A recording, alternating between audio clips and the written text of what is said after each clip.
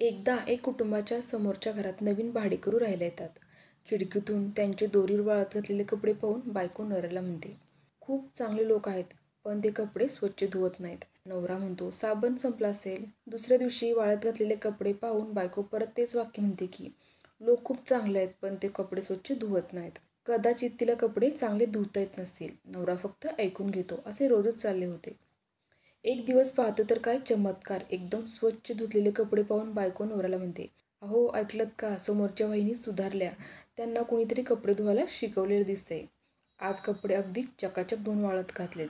तेवढ्यात नवरा बोलतो, राणी मी आज सकाळी लवकर उठलो आणि आपल्या खिडक्या साफ केल्या. काचा आतून आणि बाहेरून ओल्या फडकाने पुसून घेतल्यामुळे तुला ते कपडे स्वच्छ दिसतात.